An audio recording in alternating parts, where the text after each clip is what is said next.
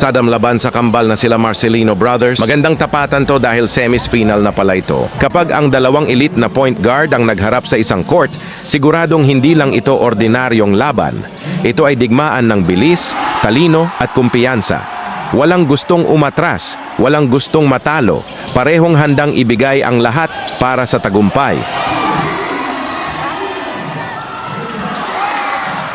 Mula sa opening tip-off, ramdam na agad ang tensyon. Bawat hawak ng bola ay puno ng kumpiyansa. Ang unang point guard ay kilala sa napakabilis na dribble, matitinding crossover, at kakayahang makalusot sa kahit gaano kasikip ang depensa. Ngunit sa kabilang panig, naghihintay ang isa pang mamaw, isang point guard na may mataas na basketball IQ, mahusay magbasa ng opensa, at kayang gumawa ng tamang desisyon sa bawat possession. Habang tumatagal ang laban, mas umiinit ang bakbakan. Sagutan ng tres, sunod-sunod na assists, at mga imposible layups ang nagpapasigaw sa buong arena. Walang gustong magpatalo. Kapag umiskor ang isa, agad itong sinasagot ng kabila. Bawat play ay nagpapakita ng kanilang husay bilang tunay na floor general. Hindi lang puntos ang ipinapakita nila. Pinapatunayan din nila ang kanilang leadership. Kinokontrol nila ang takbo ng laro, pinapakalma ang kanilang mga kakampi, at gumagawa ng tamang diskarte sa mga pinakamahihirap na sitwasyon. Ito ang dahilan kung bakit sila tinatawag na tunay na mga maestro ng basketball. Pagdating ng fourth quarter, lalo pang uminit ang laban. Isang possession lang ang pagitan ng score. Lahat ng mata ay nakatutok sa dalawang point guard. Isa ang umaatake gamit ang mabilis na crossover at step-back jumper, habang ang isa naman ay sumasagot sa pamamagitan ng clutch three-pointer at matinding depensa. Sa huling minuto, bawat segundo ay napakahalaga. Walang gustong magkamali. Isang maling pasa o isang mintis na tira ay maaaring magdesisyon ng buong laro. Ngunit dito, nasusubok ang tunay na bituin. Sa ilalim ng matinding pressure, ipinakita nila ang kanilang tapang, husay at puso para sa laro. Sa huli, may isang koponan mang nanalo. Pareho pa rin silang nag-iwan ng marka sa court.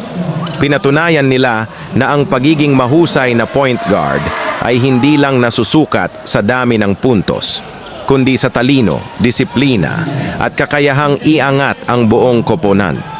Ito ang laban na hindi basta-basta makakalimutan ng bawat basketball fan. Halit ating panoorin natin ang kanilang magandang laban.